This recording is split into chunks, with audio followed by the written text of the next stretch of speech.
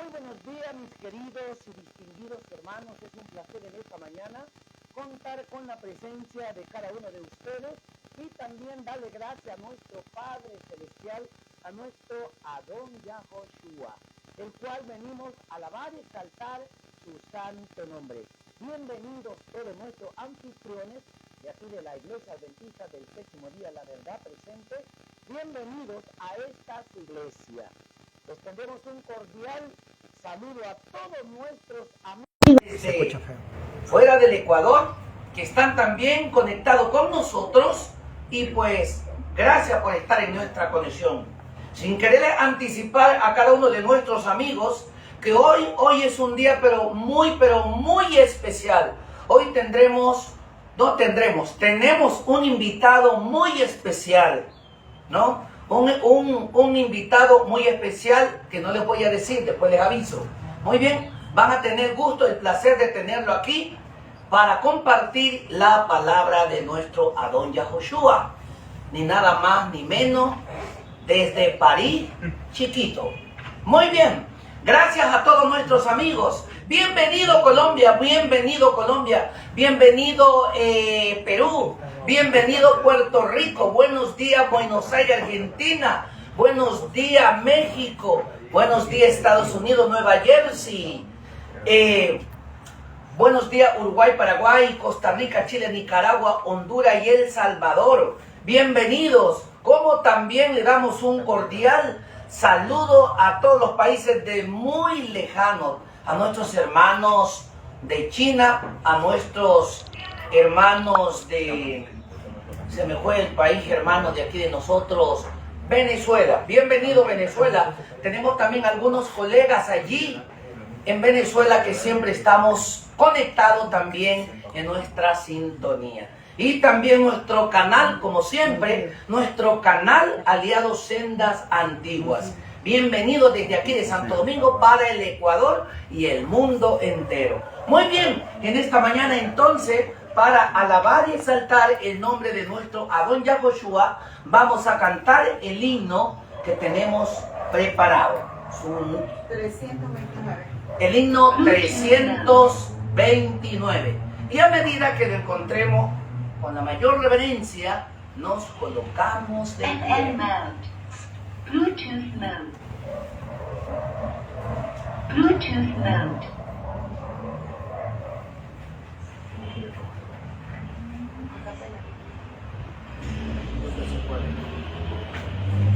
Muy bien, entonces te dijo, manita. Vamos entonces a cantar.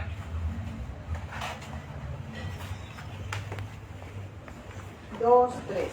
Grato es contar la historia de celestial favor, de Yahshua y de su gloria, de Yahshua y de su amor.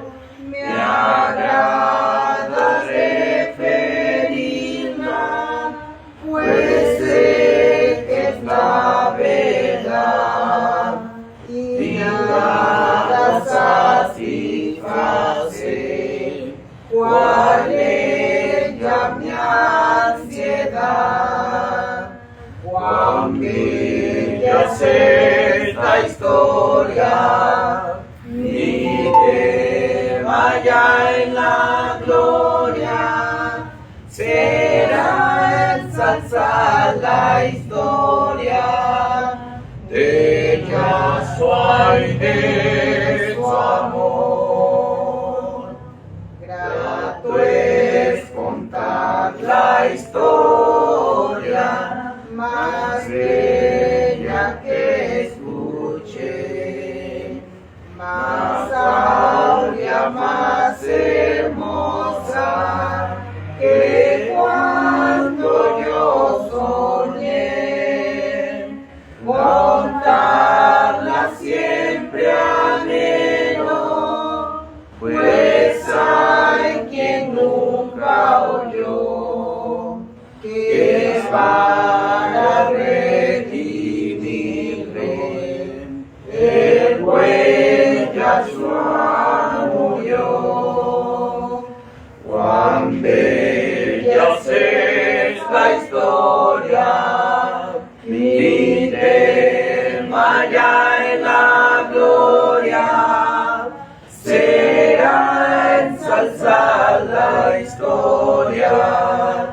de Yahshua y de su amor.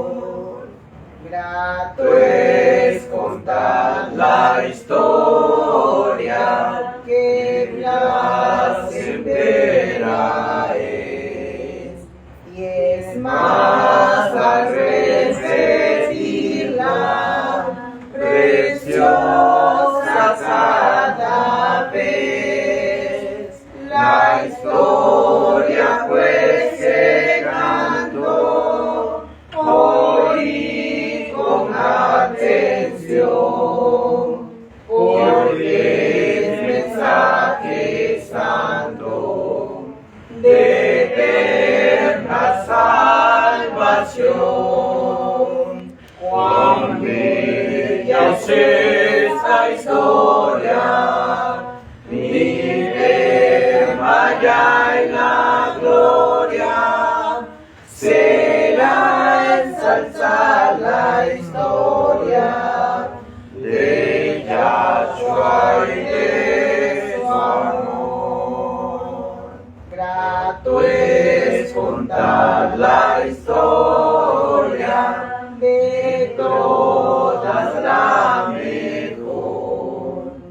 Y cuanto más se escucha, infunde más amor.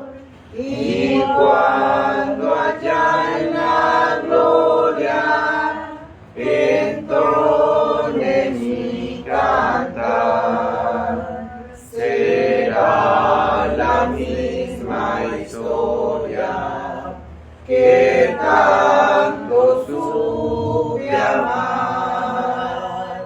Cuán bella es la historia, mi tema ya en la gloria, será ensalzar la historia de Yahshua y de su amor. Amén. Muy bien, qué gran hermosa es la historia de hablar de nuestro Padre Celestial. Vamos a postrarnos de rodillas con la mayor reverencia.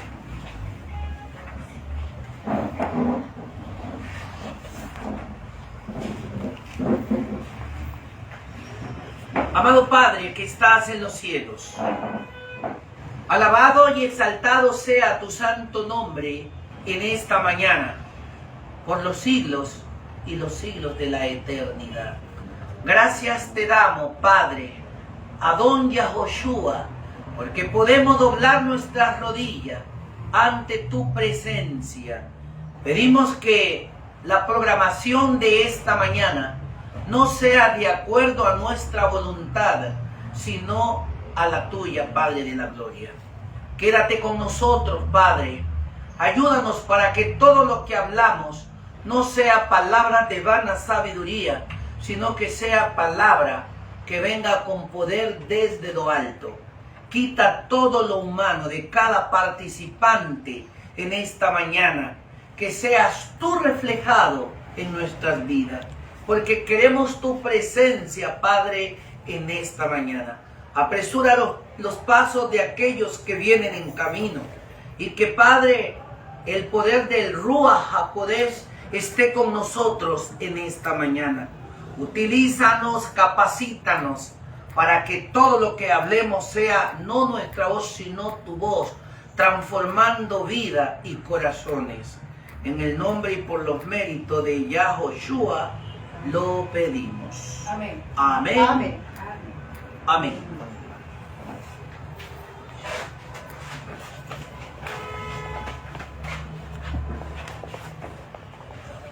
Muy bien, como siempre, le damos gracias al Padre Celestial, porque en esta mañana estamos aquí para alabar su nombre. Y qué hermoso es cuando su pueblo se reúne para alabar su nombre. Qué hermoso es. Gracias a Dios porque nos mantiene con vida. Gracias porque Él es nuestro Padre que nunca se descuida de nosotros. Y por eso, una vez más, les doy una cordial bienvenida a todos nuestros hermanos aquí presentes. Y especialmente, en primer lugar, al Padre Yahweh. En segundo lugar, a nuestro hermano Dalton Cruz y esposita, bienvenido en esta mañana. Como también a todos los presentes que estamos aquí para conformar este pueblo, este grupo, Real Sacerdocio Nación Santa, pueblo adquirido por Yahweh. ¡Qué interesante! Hermanos, les digo algo. Ayer yo cogí el libro. ¿Cómo es el libro que tenemos anoche? De los pioneros. Sí. Bueno, el libro de los pioneros. No. Hay otro. Creían los pioneros. Sí, ¿en qué creían los pioneros? Este libro nos hizo llegar el hermano. ¿Cuál fue? Bueno, nos mandó Dalton y también nos mandó el... No, otro fue...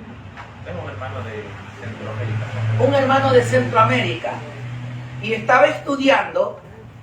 Oiga, y me enamoré tanto que me quedé hasta las 12:30 de la noche.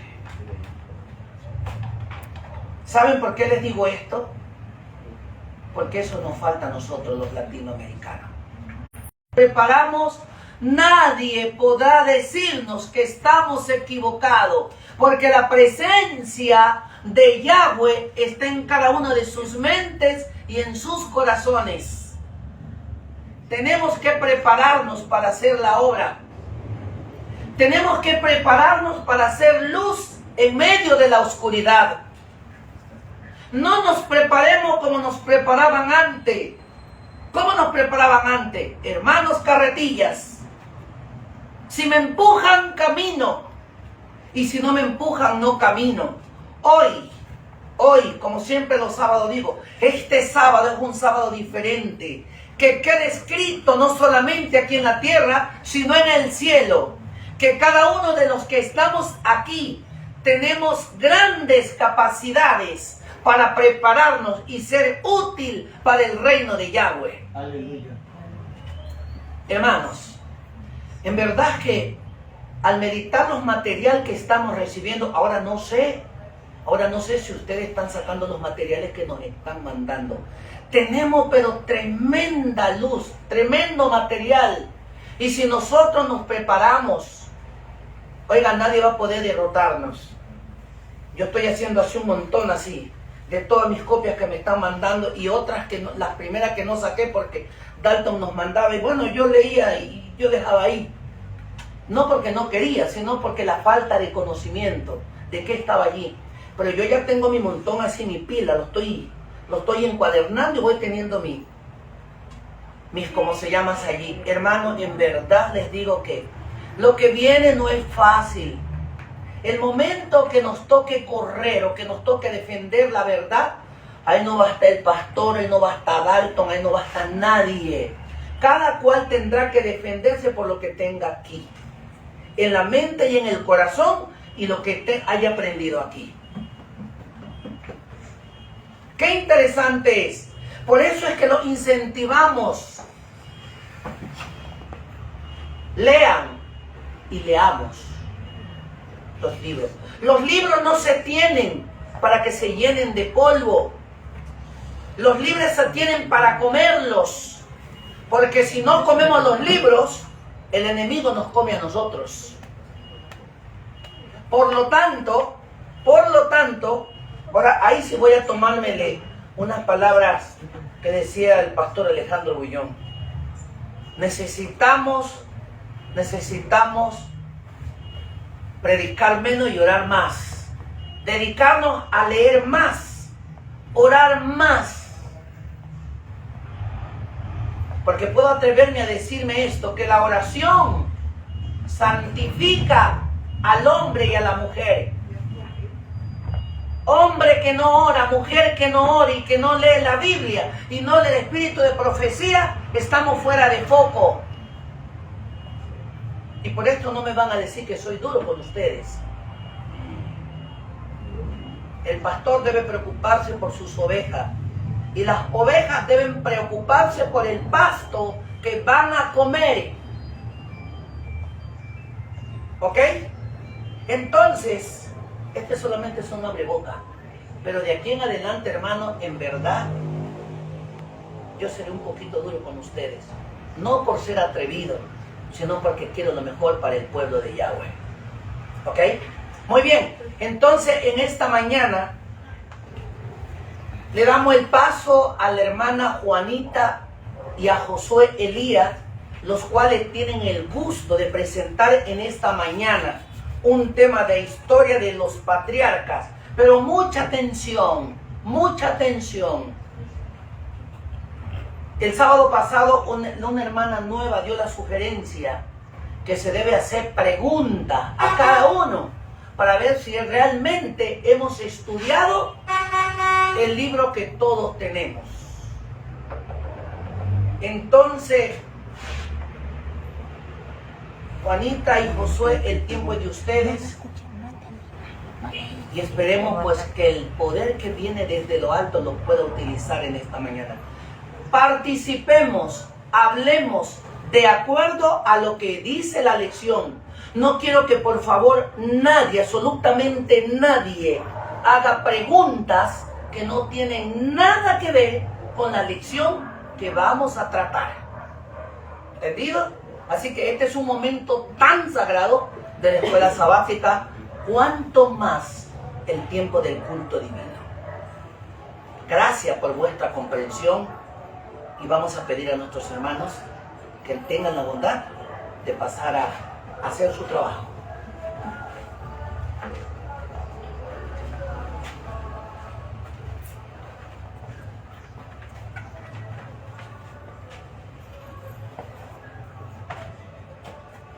Muy buenos días, apreciados hermanos, que el Padre Celestial los bendiga en este su santo Shabbat, ¿no?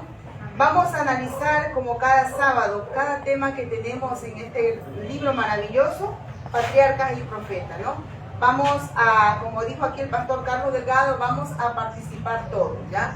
El que quiera opinar, alza su mano y le damos el paso, ¿no? Para que hable, ¿ya? Y así podamos aprender todos, ¿no? Porque sabemos que todos tenemos algo que aprender el uno del otro, ¿no? Y así vamos a llevar el tema en este día, ¿no? Ya llegamos al capítulo 30, mis hermanos, ¿no? Cuán rápido avanza el tiempo. Ahora el tema titula El santuario y su servicio. Así que, mis hermanos, espero la colaboración de cada uno de ustedes para que me ayuden con el tema en este día, ¿ya? Primeramente, para comenzar, les invito a que busquemos en nuestras Biblias en Éxodo capítulo 25, verso 8.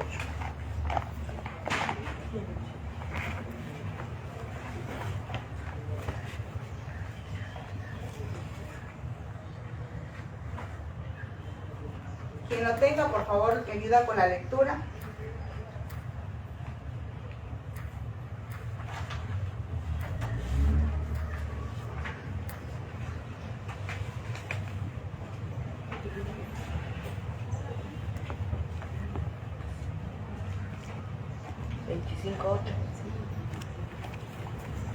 Y harán un santuario para mí y habitaré en medio de ellos. ¿Solamente el 8? Sí, solo el 8, ¿no? Solo el 8. Ya vemos aquí cuál fue el mandato que dio el Padre Yahweh a Moisés cuando éste se encontraba en el monte Sinaí. Le fue dado, debido a la apostasía que ellos habían cometido, el pueblo de Israel, el Padre Dios no podía estar ahí directamente como había estado antes con ellos. Y por ende, y además también quería enseñarles el plan de la redención por medio de la construcción del santuario terrenal, que como sabemos es una copia del santuario celestial que está en el cielo, allá arriba, ¿verdad?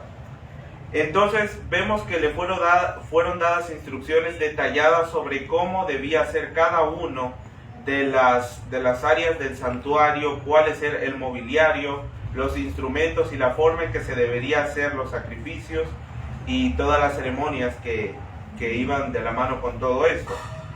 Pero esta parte de ser nada más, ¿cómo se llama? Un indicador del plan de la redención, también podemos llamarlo, que nos muestra en cierto sentido el camino que nosotros debemos pasar para la santificación, que eso iremos explicando más adelante. Vemos también que para la construcción del santuario al pueblo de Israel se le pidió que voluntariamente cada persona debía dar una ofrenda para ayudar en la construcción, porque recordemos que el santuario iba a ser construido con materiales como el oro, telas preciosas, bronce y también plata, la madera de acacia. O sea, había mucho por hacer y obviamente necesitaban el material. Dice que la gente, o sea, debido a la amonestación que Yahweh les había dado por la idolatría que habían cometido un tiempo atrás, la gente mostró un gran sentido de unidad y de colaboración. Y dice que todo el campamento comenzó a dar sus ofrendas. Comenzó a dar sus ofrendas y llegó un punto en el que los que estaban encargados de la construcción del templo se dieron cuenta que ya tenían lo suficiente, inclusive hasta más de lo que necesitaban para construir el templo, o sea, el santuario. Vamos a buscar en nuestras Biblias lo que nos dice en Éxodo capítulo 36, versos del 5 al 6.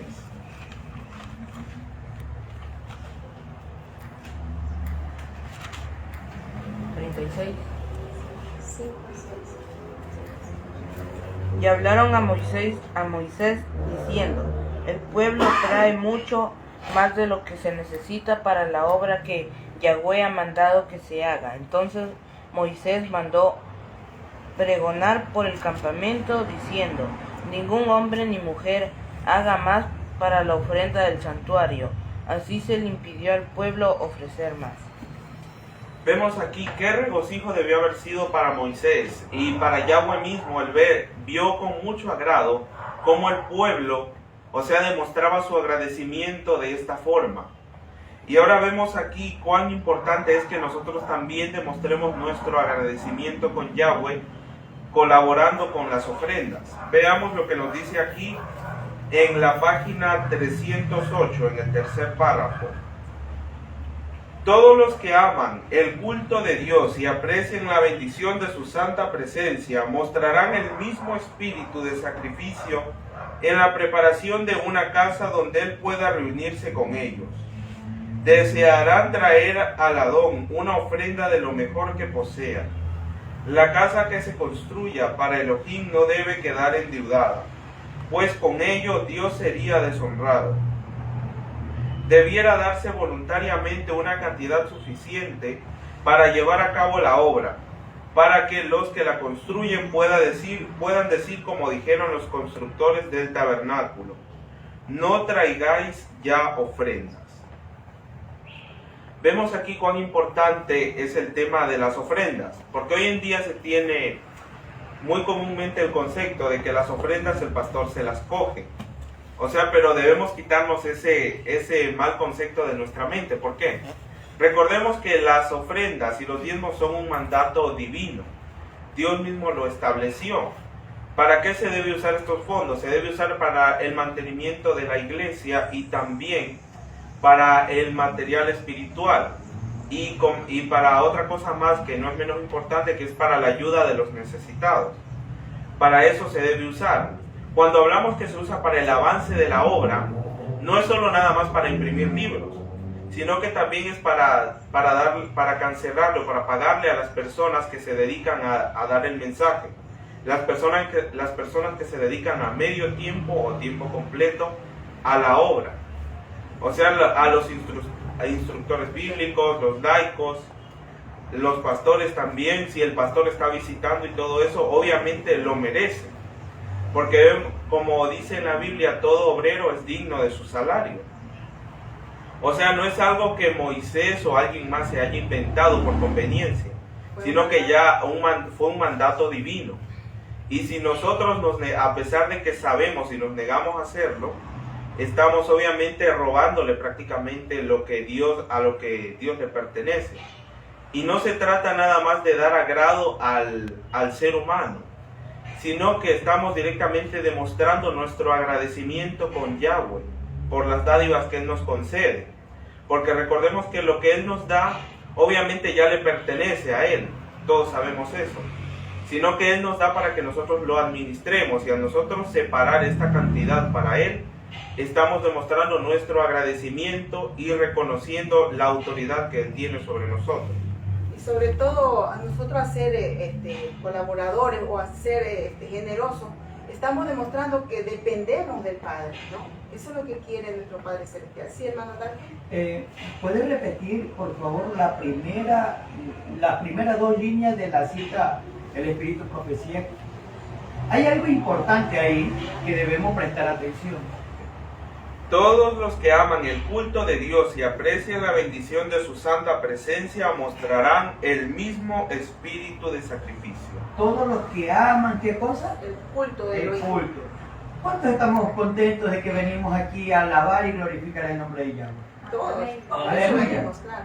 ¡Qué maravilloso! Ahora, qué maravilloso también, así que este lugar, este sitio, no por buscar ostentación, sino de que este lugar se sienta cómodo, no solamente para los que estamos, sino también para que pueda ser atractivo para aquellos que vienen por primera vez, que se enamoren de ¿qué cosa?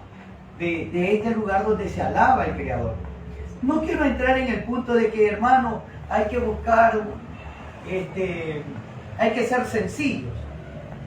¿Ya? Si Yahweh me puso en el campo, en una choza, ahí debe ser. Sí, puede ser, pero siempre ir mejorando. Siempre ir mejorando. Ahora, ¿cómo mejoramos? Tenemos sillas que, por decir, deben ser cambiadas. Porque imagínense, venga una persona, se llega en una silla y esta silla esté rota, puede caerse. O sea, estoy poniendo nada más como ejemplo. Ahora, es bonita ver esa cortina que está detrás del púlpito, hermosa. Pero ¿qué tal si hoy tenemos esa cortina, mañana el próximo Shabbat tenemos otra cortina?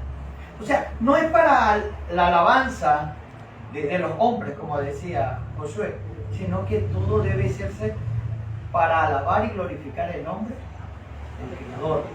Claro, según la posibilidad que tengamos. Exacto.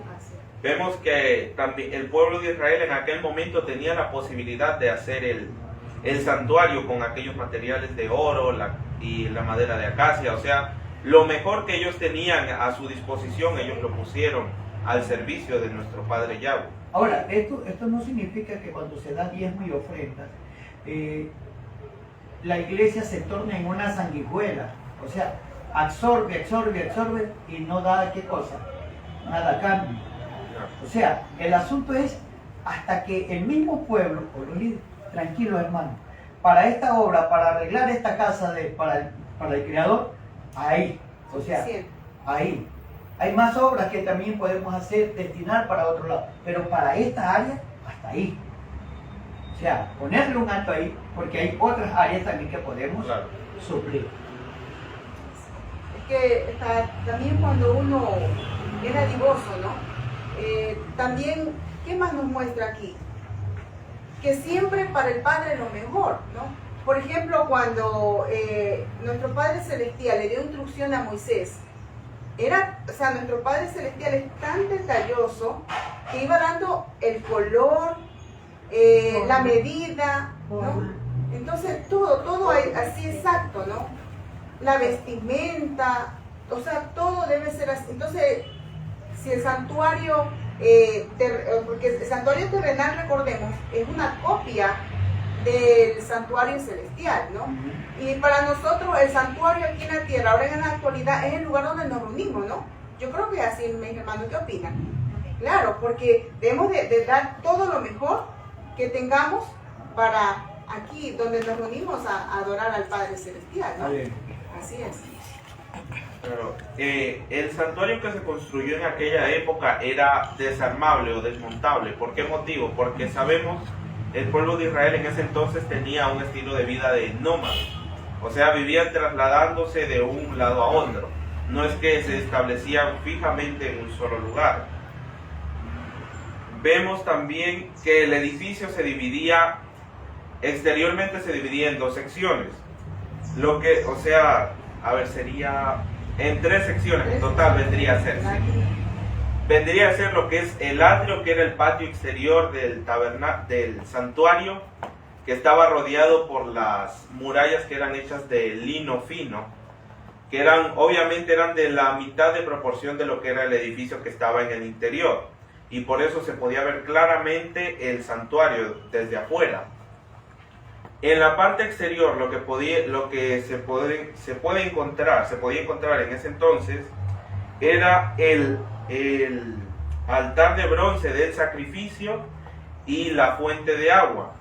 Ahora, ¿qué simboliza esto de lo que mencionamos antes sobre el proceso de la santificación?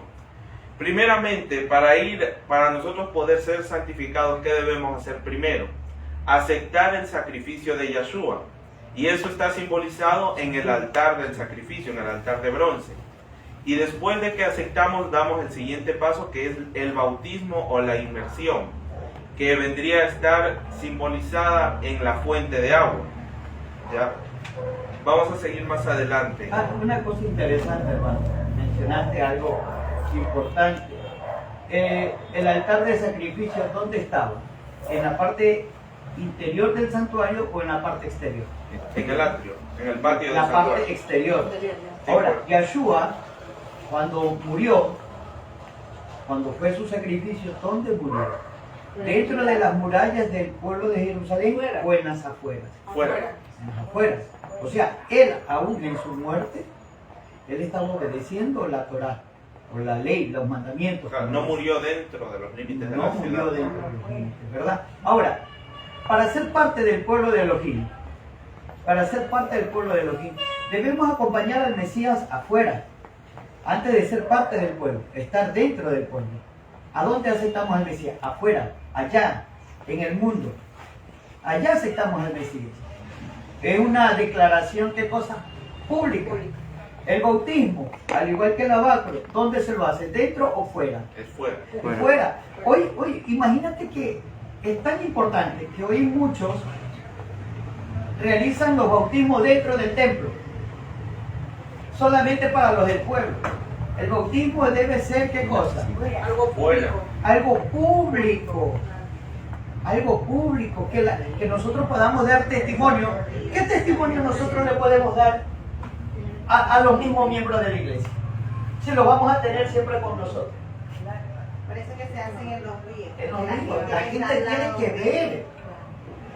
Pero hoy solamente vamos dentro de la iglesia, dentro de un bautisterio. Testimonio para los mismos de siempre, no. A los de afuera debe ser el testimonio. Para poder ingresar a qué cosa, al pueblo.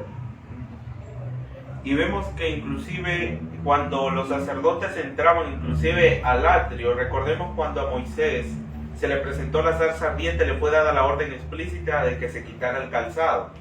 Y esa misma orden debían cumplir los sacerdotes al entrar al atrio. Desde ahí inclusive, o sea, debían quitarse su calzado, porque dice que las partículas de polvo que estaban en el calzado, que venían de afuera, iban a contaminar el ambiente santo que estaba dentro. O sea, aquí también nos habla claro una cosa.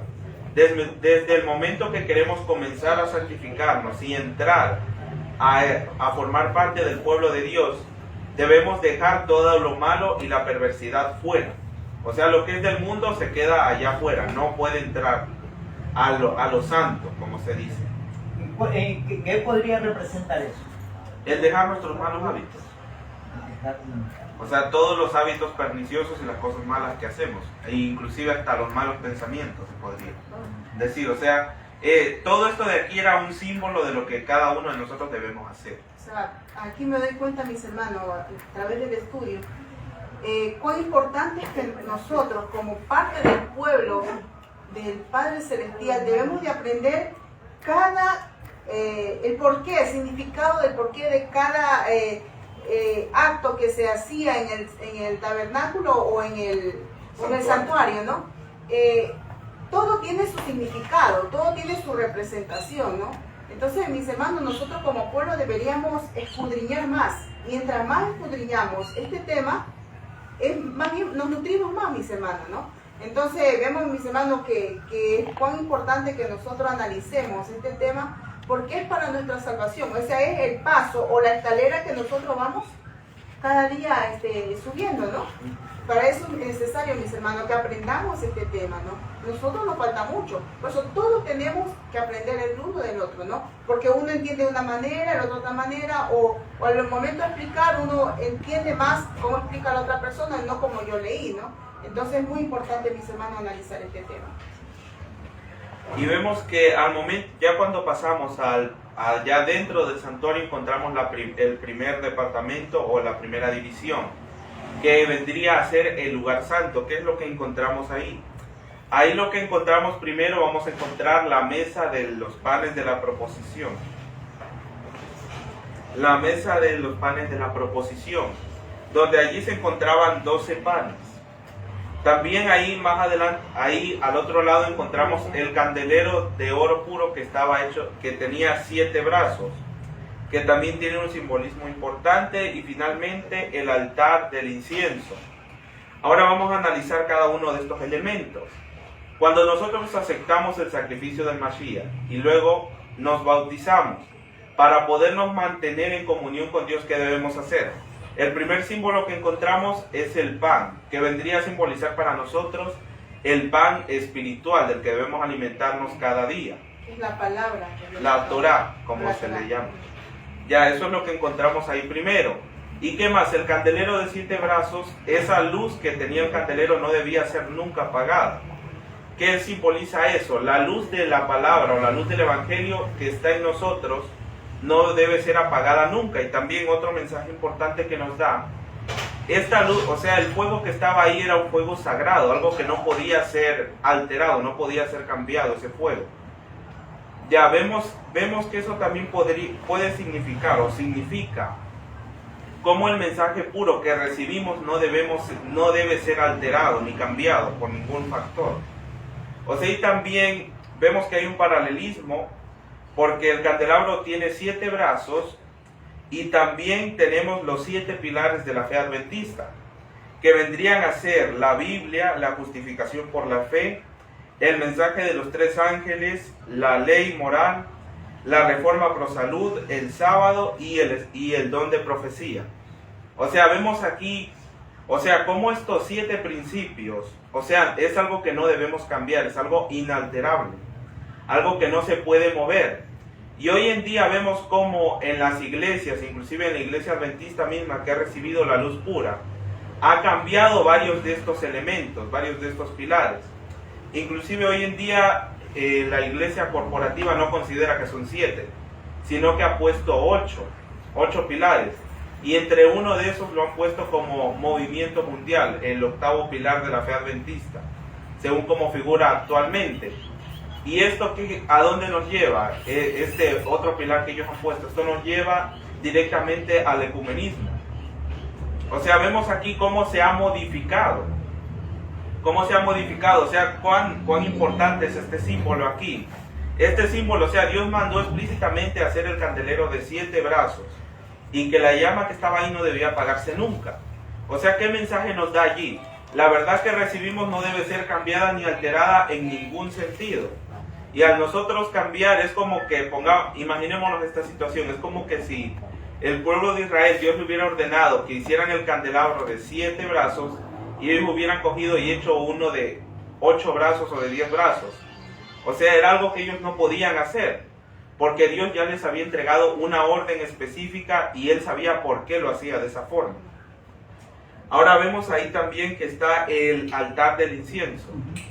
Hermano, es importante, mencionabas de que a la entrada estaba la mesa de los panes con los 12 panes de la proposición. Sí. 12 panes que representan también al pueblo de Israel. Claro. 1, 2. El pan, ¿a quién representa? Yahshua, que decía, yo soy el pan de la vida. Claro, o sea, debemos entender que todos los elementos, incluso el santuario, representa a quién? Al Mesías, a Yahshua HaMashiach. Era al santuario donde acudían todos para estar ante la presencia de Elohim. Yahshua, ¿qué dijo? Nadie viene al Padre si no es por mí. Yahshua es el santuario. Yahshua es el pan de vida. Mencionabas también que el candelero debía estar con la luz encendida. Esa luz nunca Debía se apagaba. Y Yahshua dijo, yo soy la luz del mundo. ¿Verdad? Todos los elementos dentro del santuario representan al Mesías. Algo importante que mencionabas, la luz, también en el altar del incienso donde estaba esa llama. ¿Quién prendió esa llama? En la primera vez fue Yahweh. Yahweh encendió ese fuego sagrado. Son verdades que no pueden ser, ¿qué cosa? Alteradas, cambiadas. ¿Qué pasó con Nadab y Abiú cuando pusieron fuego extraño? Murieron. Mi esposa, hablando antes de que todos llegaran, ella hablaba de que había algo que podría cambiar. No se puede cambiar algunas verdades. No podemos poner fuego extraño sobre algo que ya existe. Hoy en día nosotros queremos poner fuego extraño sobre muchas verdades, sobre muchas cosas que tenemos en la vida. Ella se refería a la oración, imagínense. A veces tenemos muchos errores que tenemos que ir cambiando. Ella siempre cuestiona a veces un tipo de oración que nosotros hacemos. 2, 3 palabritas y chao, nos vamos. Ella siempre dice, hay por lo menos que debemos dedicarle 1 hora al Creador en oración. Y hablábamos hace un momento de la oración. El santuario, en la cual también nosotros somos parte de ese santuario. También dice el apóstol Pablo que somos también un santuario donde habita ¿qué cosa? El Rúa. Si con las cosas materiales Yahweh era tan minucioso, ¿cómo no será también con nuestro cuerpo? Claro, también. ¿Ah? También lo que comemos, lo que vestimos, lo que nos ponemos. Él es minucioso también. Es que este cuerpo, al igual que el santuario terrenal, no nos pertenece. Y debemos reflexionar mucho sobre esto. Claro, es que aquí también conlleva mucho al régimen. Claro, uno de los 7 pilares está ahí, la reforma pro salud. O sea, Bueno, todo- la reforma todo pro era- salud no solamente es Claro. comida o bebida, No, también. Claro, Sí, tiene también que es- ver con lo espiritual, por eso es que está ahí. Claro. vestimenta. Ahora seguimos con el altar del incienso. O sea, ¿qué representaba este altar del incienso? Representa las oraciones de los santos. Pero ¿de qué forma se vuelven agradables a Dios o agradables a Yahweh? Por medio del incienso que se les ponía. Y el incienso vendría entonces a simbolizar la justicia de Yahshua. O sea, la justicia imputada que Yahshua nos da. Por medio de su sacrificio, nuestras oraciones son agradables ante Yahweh. Voy a dar lectura del tercer párrafo en la página 310 y dice así: más allá del velo interior estaba el lugar santísimo, que era el centro del servicio de expiación e intercesión y constituía el eslabón que unía el cielo y la tierra. En este departamento estaba el arca, que era un cofre de madera de acacia recubierto de oro por dentro y por fuera, y que tenía una cornisa de oro encima. Era el repositorio de las tablas de piedra, en los cuales Dios mismo había grabado los 10 mandamientos. Por consiguiente, se lo llamaba Arca del Testimonio de Dios o Arca de la Alianza, puesto que los 10 mandamientos eran la base de la alianza hecha entre Yahweh e Israel. Vemos aquí también la importancia que se nos refleja aquí de la ley divina. Hoy en día el mundo protestante, el mundo cristiano ha rechazado la ley divina, diciendo que es algo que ya no está vigente, o si no aceptan ciertos mandamientos y otros los dejan fuera. O sea, es algo que no se puede hacer. Vemos aquí que la ley estaba dentro del Arca de la Alianza, o sea, es lo más sagrado que estaba allí. O sea, aquí da a entender que prácticamente la base del pacto de nuestra alianza con Dios y la alianza de Israel en ese entonces eran los 10 mandamientos, la ley que estaba resguardada allí. Y vemos que inclusive los querubines que estaban en la tapa o en el propiciatorio se encontraban con una ala plegada, o sea, cubriendo su rostro, y con la otra ala retraída hacia su cuerpo. Y sus rostros estaban mirando hacia abajo, hacia el lugar donde estaba guardada la ley de Dios. O sea, donde estaba resguardada esta ley en aquella época. La cubierta del arca sagrada se llamaba propiciatorio. Estaba hecha de una sola pieza de oro, y encima tenía 2 querubines de oro, uno en cada extremo. Una ala de cada ángel se extendía hacia arriba, mientras la otra permanecía plegada sobre el cuerpo. En señal de reverencia y humildad, la posesión de los querubines, con la cara vuelto el uno hacia el otro y mirando reverentemente hacia abajo sobre el arca, representaba la reverencia con la cual la hueste celestial mira la ley de Dios y su interés en el plan de redención. Vemos aquí, que inclusive dice que los seres allá en el cielo, las huestes celestiales, tienen un sumo respeto por la ley divina. Y también al simbolizar esto demuestra también la gran preocupación que tiene Yahweh por nosotros y la hueste celestial en sí, por ver cómo se va desarrollando el plan de la redención aquí en la tierra. Encima del propiciatorio vemos que allí se manifestaba lo más importante de todo, que era la Santa Shekinah, la presencia divina. Y aquí también está representada la intercesión de Yahshua por cada uno de nosotros. Vemos que allí se presentaba el sumo sacerdote una vez cada año en el día de la expiación. Inclusive también la vestimenta que llevaba el sacerdote fue diseñada por Yahweh, fue diseñada estrictamente.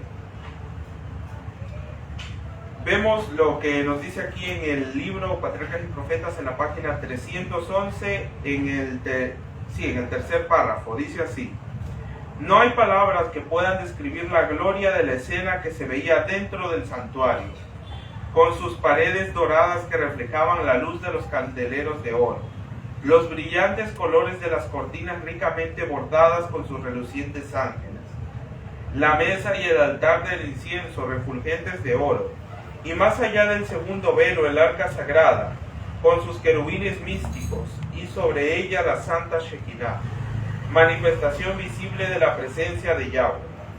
Pero todo esto era apenas un pálido reflejo de las glorias del templo de Dios en el cielo, que es el gran centro de la obra que se hace en favor de la redención del hombre. Busquemos en nuestras Biblias en Éxodo capítulo 39, verso 43. Y Moisés vio toda la obra y comprobó que la había hecho con el Adón, se había mandado, y los bendijo. Vemos aquí cuán importante fue, por qué Dios dio tanto, tan detalladamente cómo debía ser cada uno de los elementos del santuario.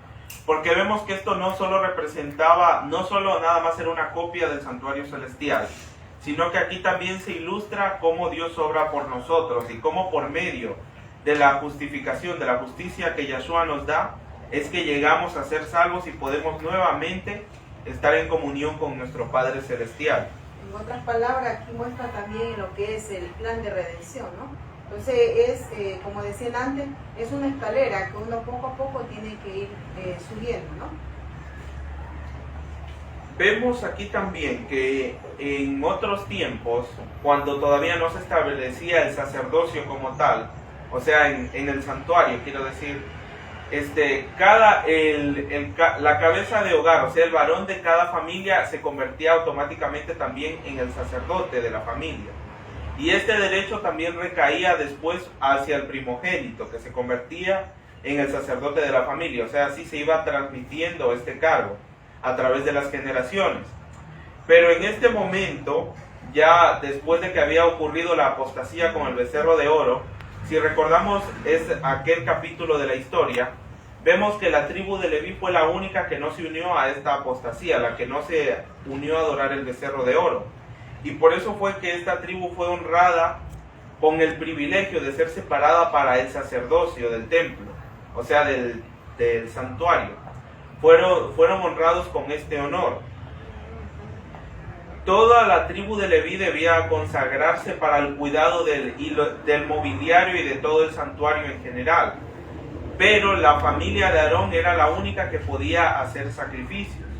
O sea, ellos eran los únicos que estaban autorizados para hacer los rituales, como se podría decir. El resto de la tribu de Leví podían prestar su ayuda, como se dice, pero los que estaban autorizados para hacer los sacrificios como tal eran la familia de Aarón. Y vemos también algo muy interesante, que a la familia, o sea, a la tribu de Leví no se le dio heredad. ¿Por qué motivo? Porque todo el pueblo con sus ofrendas debía sustentarlo. ¿Por qué? Porque ellos estaban consagrando al 100% al servicio de Yahweh, al servicio del tabernáculo, o sea, del santuario, perdón.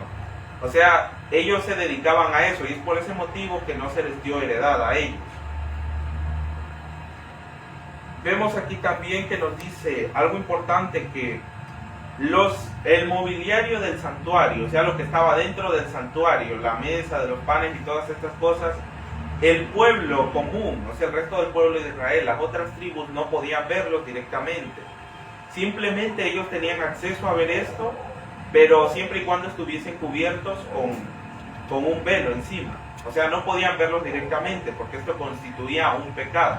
Ellos no podían hacer esto porque ellos no estaban designados para esta obra. Veamos aquí más adelante lo que nos habla de las vestiduras del sacerdote. En la página 313, el primer párrafo, dice así: las vestiduras del sumo sacerdote eran de costosa tela de bellísima hechura, como convenía a su elevada jerarquía. Además del traje de lino del sacerdote común, llevaba una túnica azul, también tejida de una sola pieza, y el borde del manto estaba adornado con campanas de oro y granadas de color azul, púrpura y escarlata. Sobre esto llevaba el efod, vestidura más corta de oro, azul, púrpura, escarlata y blanco, rodeada por una faja de los mismos colores, hermosamente elaborada.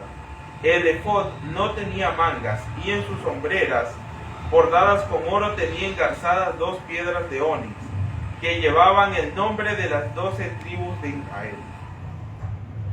Podemos ver aquí,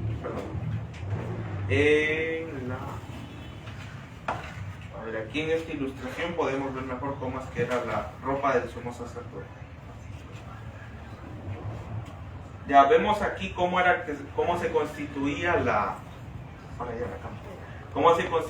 vestimenta del sacerdote, que fue especialmente diseñada. También el sacerdote usaba una prenda llamada que era el pectoral, donde estaban representadas las 12 tribus de Israel, y también estaba representada las 12 puertas que tiene la Nueva Jerusalén en el cielo, o sea, y también de los 12 cimientos de los que está formado la ciudad. O sea, estas mismas 12 piedras que estaban representando a las 12 tribus, esas mismas 12 piedras eran de los que se formaban los cimientos de la Nueva Jerusalén, o sea, de lo que está formado la Nueva Jerusalén en el cielo. O sea, todo va simbolizando algo que está para el porvenir, o sea, algo que vamos a recibir cuando estemos ya restaurados, cuando estemos restaurados a nuestro estado original, como se dice. Vemos aquí también que el sacerdote usaba un turbante en la cabeza. Y pude notar aquí en el libro está la palabra, o sea que el sacerdote usaba una mitra. O sea, ¿qué diferencia hay entre mitra? Ahora, hay una gran diferencia entre lo que es un turbante y una mitra. O sea, un turbante es algo que se hace envolviendo varias capas de tela, ya que es algo muy conocido. Pero en cambio, la mitra es la prenda que usa el Papa, esa cosa que él usa en la cabeza. Y esto no viene nada, el uso de la mitra no es algo nuevo. Si nosotros vamos a investigar, el uso de la mitra es algo pagano. ¿Por qué? Porque la mitra se usaba en la antigua Babilonia para adorar al dios Dagón. O sea, el decir que el sacerdote usaba una mitra es algo que está mal dicho. O sea, la palabra correcta debería ser un turbante, porque hay una gran diferencia entre estas dos cosas.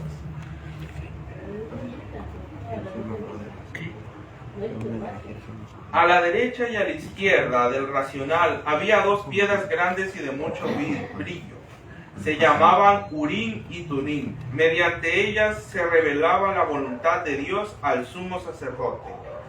Cuando se llevaban asuntos ante el Adón para que él los decidiera, si un nimbo iluminaba la piedra de la derecha era señal de aprobación o consentimiento divino. Mientras que si la nube oscurecía la piedra de la izquierda, era evidencia de negación o desaprobación. Vemos aquí cuán importante era, o sea, estas dos piedras que el sacerdote tenía, o sea, si la de la derecha se alumbraba, era una señal de la aprobación, pero al contrario, si la izquierda se oscurecía, era una señal de desaprobación. Lo mismo sucedía también con los querubines que estaban en el arca de la alianza, en el propiciatorio. Si el de la derecha se alumbraba, era una señal de aprobación. Y si ocurría lo contrario con el de la izquierda, era señal de que el Padre Yahweh no estaba de acuerdo con la decisión que se iba a tomar. No solo el santuario mismo, sino también el ministerio de los sacerdotes debía servir de bosquejo y de sombra de las cosas celestiales. Por eso era de suma importancia, y el Adón, por medio de Moisés, dio las instrucciones más claras y precisas acerca de cada uno de los puntos de este culto simbólico. El ministerio del santuario consistía en dos partes, un servicio diario y otro anual.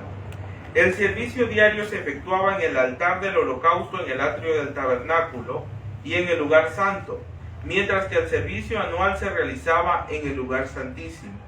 Ningún ojo mortal, excepto el del sumo sacerdote, debía mirar el interior del lugar santísimo. Solo una vez al año podría entrar allí el sumo sacerdote, y eso después de la preparación más cuidadosa y solemne.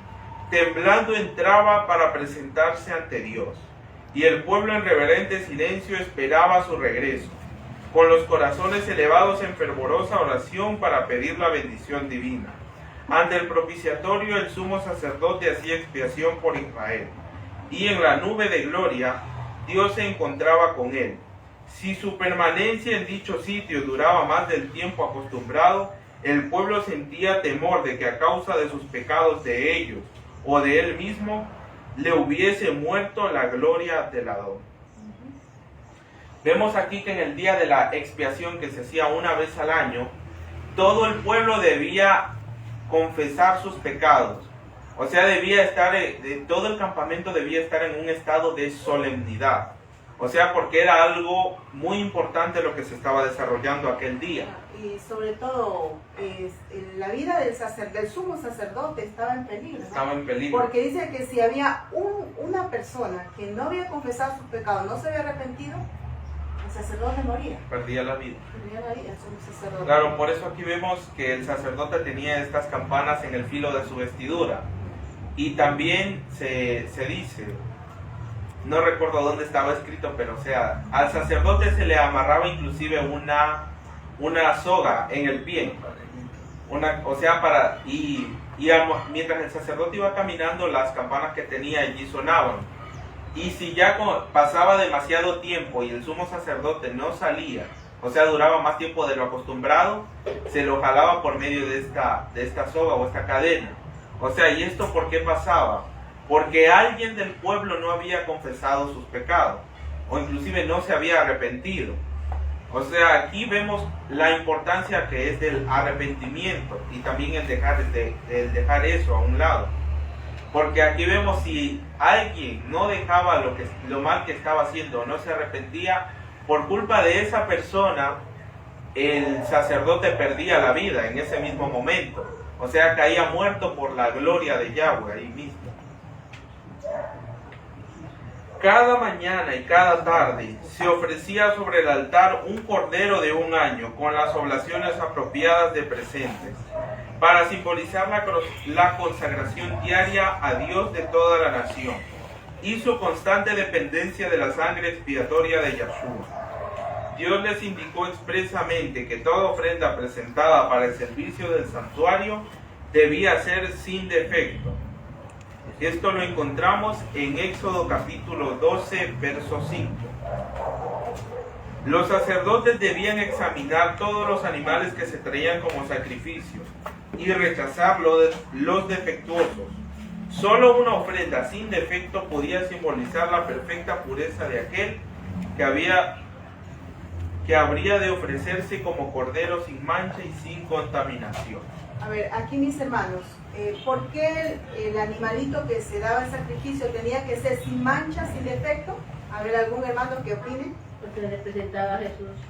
Muy bien, representaba a Yeshua, ¿no?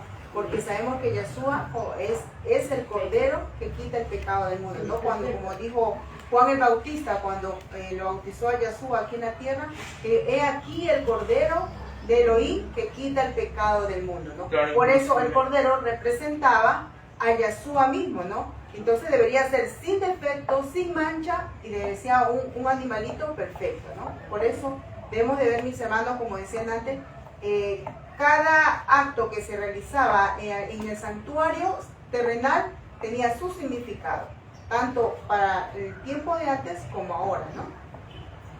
Vemos también que el cordero, o sea, y al momento del sacrificio, ninguno de los huesos del cordero debía ser quebrado. ¿Por qué? Eso era símbolo también del sacrificio. Cuando Yeshua murió en el madero, ninguno de sus huesos fue quebrado en ese momento. O sea, vemos aquí por eso es que era tan minucioso el cuidado que se tenía con cada uno de los rituales o sacrificios que se hacían allí con el mobiliario, porque era representación del porvenir para ese momento. Bueno, hermanos, este ha sido el tema del día de hoy. Ya el tiempo se nos ha terminado. Ahora vamos a dar paso al culto divino y les invitamos a que sigan leyendo el resto de la lección que nos faltó por analizar, porque la próxima semana estaremos analizando el resto de la lección que nos faltó. Muchas gracias. Gracias, mis hermanos.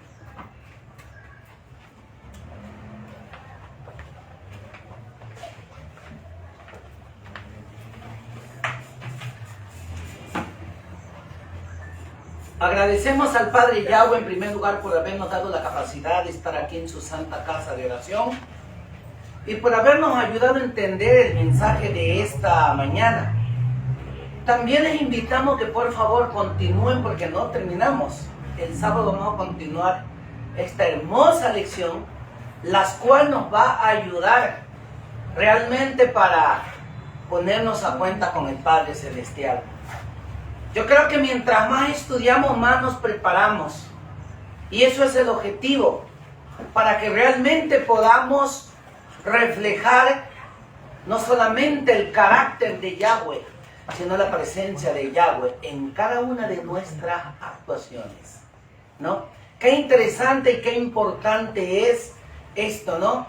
Hermanos, les invitamos una vez más, por favor, sigamos estudiando. Y van a ver qué interesante es aprender. Y también qué interesante es participar. Verán que les estoy avisando. Todos los hermanos y hermanitas deberían estar preparados como que si mañana o hoy fueran a tomar el púlpito. Y eso depende de nuestra preparación diaria. ¿Ok? Muy bien. Le damos gracias a nuestro Padre porque nos ha mantenido con vida, con salud, durante toda esta semana, y pues estamos listos y dispuestos para alabar a nuestro Padre Celestial. Lamentablemente, bueno, algunos no vinieron, les fuimos a visitar incluso a la casa, ellos tendrán sus razones. Bueno, una hermana estaba delicadita de salud, y la otra no lo sé porque no han venido, pero bueno, aquel que no viene es el que se pierde las bendiciones. Bueno, le damos gracias a nuestro Padre y hermanos, bienvenidos y bienvenidas a esta mañana realmente que no es un sábado más, sino un sábado de bendición. ¿Ya? Entonces, pues vamos a cantar un cántico para terminar con la primera parte y después entrar a la parte del culto divino, ¿no? Les invitamos, por favor, vamos a entonar un hermoso cántico. 165. Terminamos escuela sabática, ¿no? La mayor reverencia cantamos con gozo, con alegría.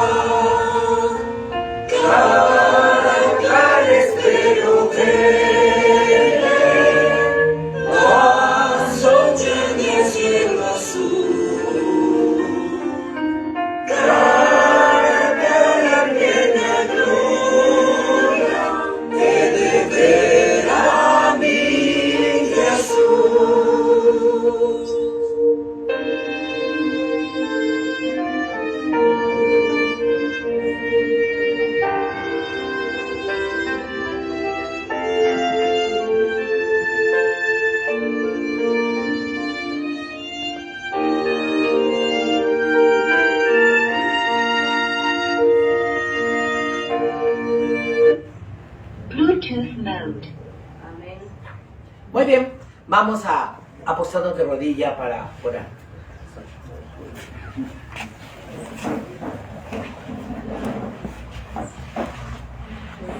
Padre de la gloria, te damos gracias porque podemos doblar nuestras rodillas. Podemos reconocer que tú eres el dueño del universo, el dueño de nuestras vidas, el que cambia nuestras mentes y nuestros corazones. Nos preparas para servirte con nuestro corazón. Gracias, Padre de la gloria, porque hoy es un día de consagración, un día de comunicación. Padre de la gloria, te pedimos en esta mañana que pongas tu manito sanadora sobre todos los enfermos que están dentro y fuera de tu pueblo, por los encarcelados, por aquellos que debes y puedes cambiar sus vidas, sus corazones, sus malos pensamientos, por las autoridades que tenemos aquí en el Ecuador y en el mundo entero. Padre, te pedimos por el nuevo presidente del Ecuador, por todos los alcaldes, por todos los jueces, fiscales, por toda la policía, por el ejército, por la marina y por cada uno de aquellos, Padre, que hacen justicia aquí en el Ecuador. Los ponemos en tus manos para que usted, Padre de la gloria, sea el que los encamines a hacer justicia y a cumplir con tu verdad. Padre, también te pedimos que en este meridiano del día uses al predicador en esta mañana, que no sean sus palabras, sino el poder que viene desde lo alto, que pueda utilizarlo a él como tu siervo. Y por aquellos que no pudieron venir, que puedan conectarse en sus hogares para así estar en comunión contigo. Al levantar nuestras rodillas mortales, conéctanos, Padre, con ese poder que viene desde lo alto. Gracias, Padre de la gloria. En el nombre y por los méritos de Yahoshua lo pedimos. Amén. Amén. Y amén. Muy bien. Invitamos a todos nuestros hermanos que dentro de 5 minutitos estaremos conectándonos. Vamos a tener un receso de 5 minutos y de aquí nos estaremos conectando nuevamente aquí en nuestro canal, nuestro firme fundamento y nuestro canal Aliados Sendas Antiguas. Bienvenidos y bienvenidas, pues dentro de 5 minutos entonces estamos nuevamente en el aire. Gracias por vuestra comprensión. Shalom para todos. Shalom, Shabbat.